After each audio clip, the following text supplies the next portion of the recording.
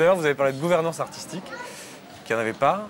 Et moi, je trouve que c'est vraiment ça le gros reproche qu'on peut faire au Festival Off en général, c'est qu'il n'y a pas de gouvernance artistique. On a effectivement 1200 spectacles. Et puis surtout, on parle des lieux et encore des lieux, mais on ne parle pas du cœur du festival qui reste quand même le spectacle vivant, et, enfin le théâtre. Parce que sans nous, sans compagnie, il n'y aurait pas de Festival d'Avignon. Quelle est la question que vous posez au conseil d'administration, puisque vous avez l'opportunité de poser directement les questions? Par exemple, moi je me dis, ça fait 2 ans que je fais le Festival d'Avignon, je vois 1200 spectacles, je vois des lieux qui ouvrent partout. Alors évidemment, vous allez me dire, on vous a posé 800 fois cette question, j'imagine. Mais moi je me demande encore naïvement, très naïvement, pourquoi il n'y a pas de programmation à Avignon, par exemple. Parce que certains lieux, comme tu dis, font de la programmation. Mais c'est pas vrai, on sait que d'abord on prend des spectacles parce que les compagnies ont de l'argent et qu'ils arrivent avec leurs 10 000 €, ils font voilà, hop, comme ça on peut jouer pendant un mois. Donc pourquoi on est 1200, pourquoi on n'est pas, je sais pas, 700 et que ce soit choisi par les théâtres et qu'on fasse d'abord la mise en avant du spectacle plutôt que... Là il va y avoir beaucoup de réactions, on va essayer de partager. Alors Greg, oui, juste très concis, court, Greg, une très courte intervention. Pierre l'a rappelé. On a fait en sorte, puisque les programmateurs, ceux pour lesquels les compagnies viennent à Avignon, ainsi que les publics, ont dit c'est beaucoup mieux si on sait très lisiblement qui va dans quoi. Nous sommes indissolublement liés. Compagnie, Pierre Lambert a sa compagnie de théâtre, il a un lieu. Gérard Ventageli a sa compagnie de théâtre, il est hébergé par un lieu. J'ai une compagnie de théâtre, vous vous en doutez bien, et j'ai un lieu. Donc nous faisons tous partie, nous faisons tous le même métier. Moi, mon souci aujourd'hui, c'est de me dire, qu'est-ce qui est mieux pour les compagnies? Est-ce que c'est bien pour une compagnie que les gens puissent voir sur ce programme-là, il y a 50 places, n'est-ce pas? Il fait contemporain ou machin, etc. Et qu'on aille voir, s'il ne fait pas ça, ce sont les compagnies qui ont toujours la liberté de dire oui, non, on n'y va pas. Armand Éloi. Non, je suis juste frappé de voir la tension qui existe entre la demande de liberté qui fait qu'il y a un off.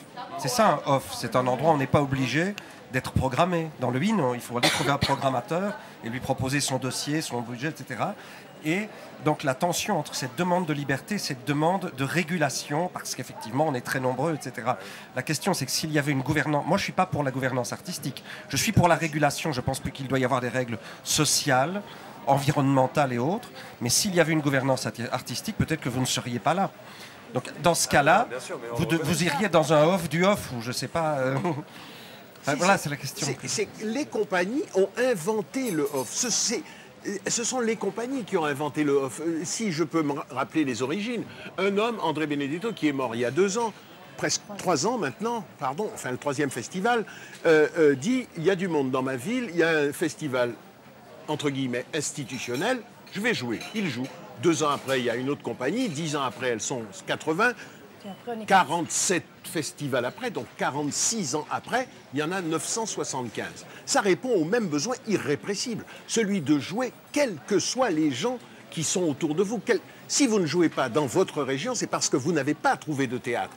Que ce théâtre qui a une gouvernance artistique, dont fatalement une pensée unique, décide que vous ne lui convenez pas. Vous êtes venu à Avignon pour jouer, pour dire voilà, moi j'ai du talent et je vais le prouver au reste du monde. Et comme il y a des programmateurs et des publics, eux aussi ils vont prouver que j'en ai. Et voilà, on vient à Avignon parce qu'il y a des programmateurs et du public et que ça se passe là. Parce que si ça se passait autre part ou partout décentralisé, et s'il y avait plusieurs festivals, on n'irait pas forcément là. Oui, bien sûr. Philippe Fourel. Oui, je voulais confirmer ça. Je ne serais pas là s'il y avait un comité de sélection. Et tout à l'heure, sur la jeunesse du public, je n'ai pas eu le temps de le dire, si les publics rajeunissent, c'est peut-être grâce au jeune public. Parce que nous voyons beaucoup de jeunes mamans et de jeunes papas.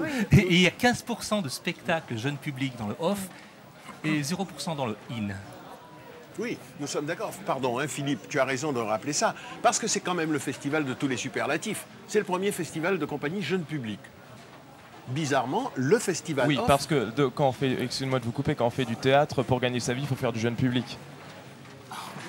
Je ne suis pas sûr de ça. Hein. Ah, écoutez, moi j'en sais rien, c'est mon expérience à moi. Je sais que bosser dans le jeune public, vendre un spectacle jeune public, c'est plus facile que vendre un spectacle tout public. Peut-être s'il est de qualité, sinon c'est pas évident. Bien sûr.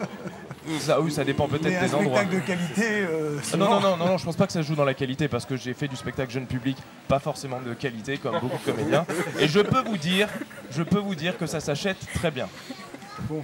Alors, la compagnie, samedi 14, vous avez aussi une intervention à faire. Vous avez les membres du conseil d'administration. Allez-y. Non, en fait, je voulais faire une synthèse un peu de tout ce qui s'est dit, là, parce que moi, le festival Off d'Avignon, donc c'est la première année où je viens, donc j'avais entendu dire que ça allait être la jungle, etc. C'est effectivement la jungle. Au sens flyer, au sens papier, voilà, on y est. Vous êtes producteur, hein? Je suis producteur du spectacle, oui. Et du coup, la richesse de ce off, limite j'irais à l'encontre de mes collègues, là, c'est vraiment cette force de créativité et de création que le off peut proposer. Alors effectivement, le nombre de spectacles importants, peut poser un problème, mais en même temps, si on a envie de proposer quelque chose, il ne faut pas avoir une gouvernance artistique de la part d'un festival off qui tient justement, voilà. Donc, du coup, voilà, ça, je voulais vraiment revenir là-dessus. Et juste sur le programme, je trouve que c'est un... Comment placer 1200 spectacles dans un bouquin comme ça? Je veux dire, à mon avis, il n'y a pas de solution miracle. C'est-à-dire que ce soit par ordre alphabétique, par salle, par compagnie, dans ces conditions, toutes les compagnies, pour être premières, vont appeler leur spectacle si c'est par titre A. Comme ça, enfin voilà, donc en même temps, voilà, on a 1200 spectacles enfin vous avez 1200 spectacles à... Non, nous avons 1200 spectacles. Et du coup, voilà, la charte qui est quand même très précise avec le nombre de caractères pour effectivement qu'il n'y ait pas on va dire, ni d'abus d'un côté, ou voilà, ni d'injustice. Donc du coup, voilà, moi c'est...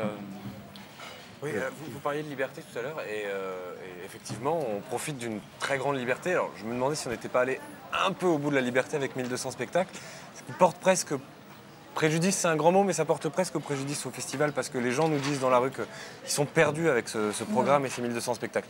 C'est aussi ce que je vois tous les jours dans la rue. Attendez, je finis ma question parce que je voudrais juste savoir, du coup, je pense que c'est un problème que vous avez dû vous poser et quelles sont les solutions auxquelles vous pouvez réfléchir pour...